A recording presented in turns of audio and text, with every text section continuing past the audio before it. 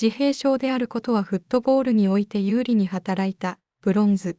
女子フットボールの世界でほぼあらゆる栄誉を獲得したこのイングランド代表選手は、成長期にチームに溶け込むためにチームメイトの行動を真似しようとした。2019年のバロンドール第2位に輝いた彼女は、それ以来、国内外で目覚ましい成功を収め、リバプール、マンチェスターシティ、リヨン、バルセロナ、チェルシーで大きな大会で22のトロフィーを獲得した。イングランド代表としてユーロ2022で優勝し、2023年ワールドカップで準優勝した33歳の彼女は、何百万人もの若い選手やファンにインスピレーションを与えている。しかし、統計や栄誉だけが人を作るものではない。母親はブロンズが自閉症かもしれないと長い間疑っていたが、4年前になって初めてブロンズは自閉症かつ注意欠如、多動症であると正式に診断された。神経多様性記念週間を前に BBC スポーツの独占インタビューに応じたブロンズは、自身の診断内容と、それがピッチ内外での生活に及ぼす影響について初めて語った。ブロンズは2021年に自閉症と診断されたばかりだったが、その知らせは彼女にとって大きな驚きではなかった。それは、ある意味、私がずっと知っていたことですからね、と彼女は言う。母が幼い頃からそのことについて話していて、私の中のいろいろなことに気づいてましたから。学校での彼女の症状は読み書きの困難のうちに現れ、彼女は失読症と診断された。ブロンズは子供の頃から眠れずに苦労していたが、睡眠の専門家は寝る前に日記を書くことで改善できると提案した。結局、本を書きましたよ、とブロンズは笑顔で言う。ベッドに横たわっている時でも、私の頭は時速100マイルくらいで動いています。ブロンズは会話の時に人と目を合わせるのに苦労する一方で、試合中に髪を触る癖はチームメイトやファンからも注目されてきた。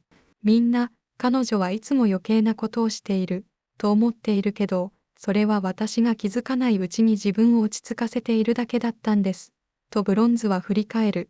ブロンズが自分に ADHD と自閉症があることを知ったのは、イングランド代表のトレーニングキャンプ中だった。それで何かが本質的に変わったわけではありませんが、ちょっと目を見張る出来事でした。とブロンズは言う。私は自分自身についてもっと学び、特定の状況において、なぜ人と違った見方をしたり、違った行動をとったりするのか理解しました。落ち着いて、自分の特徴とか、どういう気分か、どんな状況で気分が良くなったり悪くなったりするかを話してみると、頭の中で本当にクリック音のようなものが聞こえて、気分がとても良くなりました。ブロンズは自閉症を隠すために20代の間ずっと他人の行動を真似していたと語る。英国自閉症協会はこうした隠蔽行為を神経学的に標準とされる社会に適応しようとする試みとして意識的または無意識的に自閉症ではないように見せかけるために用いられる戦略として定義している。それはメンタルヘルス、自己感覚、自閉症診断へのアクセスに深い影響を及ぼすことがある。イングランド代表チームに初めて参加したとき、私は誰にも話しかけられませんでした、とブロンズは言う。ケイシー・ストーニーが私に、あなたは私と話すとき一度も私の目を見なかった、と言ったのを覚えています。私としては、それはあなたのせいではなく、私のせいだ、と言いたい気持ちでした。ジル・スコットが人と話す様子をよく見ていました。少し真似をしようかと思いました。今は上手くなりましたが、時々ちょっと不快に感じることもあります。人とハグすること、話すときに目を合わせること、この2つのことは標準のことと思われているので、私は学ばなければなりませんでしたが、私にはとても難しく思われました。ブロンズにとって幸運なことは、彼女が不快に感じることを理解してくれる友人や家族が常に周りにいたことだった。今では私がハグを好まないことをみんなが知っているので、ハグをしないことで私を悪く言う人はいなくなりました、と彼女は付け加えた。以前は他の人を快くするためにそうしなくてはいけないと感じていたので、それがとても不快でしたが、でもそれをすると私自身がもっと不快になったのです。ブロンズは自分の違いのいくつかが自分の強みになっていることに気づいた。私は異常なほど集中して物事を処理します。人はいつも、あなたはフットボールにとても情熱的ですね、と言います。とブロンズは言う。情熱的と言えるのかわかりませんが、私は取り憑かれるんです。それが私の自閉症なのです。フットボールに異常なほど集中してしまうのです。16歳でシニアレベルでサッカーを始めたブロンズにとって、33歳でも最高レベルでパフォーマンスを続けているのは注目に値する。彼女は、自分が選手として長く続けられてきたのは、部分的には自閉症のおかげだという。ADHD や自閉症に本当に良いのは運動です。集中して何かをすること、動き続けることです。と彼女は言う。毎日トレーニングするのは私にとって素晴らしいことです。女性たちの中には、トレーニングをやめないから本当に33歳なのを、という人もいます。自閉症のおかげで私にあるものすべてが、私にとって有利に働いてきました。ブロンズは、診断によって、あなたがどんな人間であるかが変わるわけではありませんが、自分がどんな人間であるかを理解することは非常に良いことです。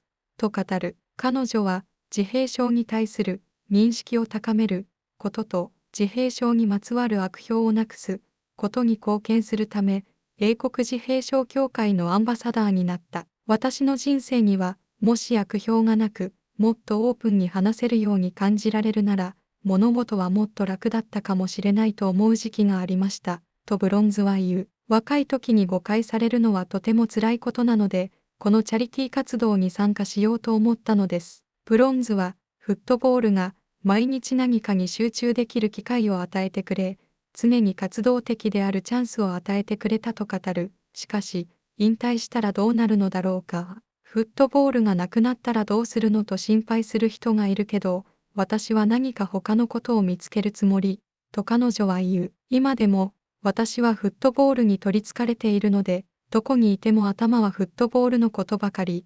プレーだけでなく、会議室、コーチング、理学療法士、私はすべてに取り憑かれています。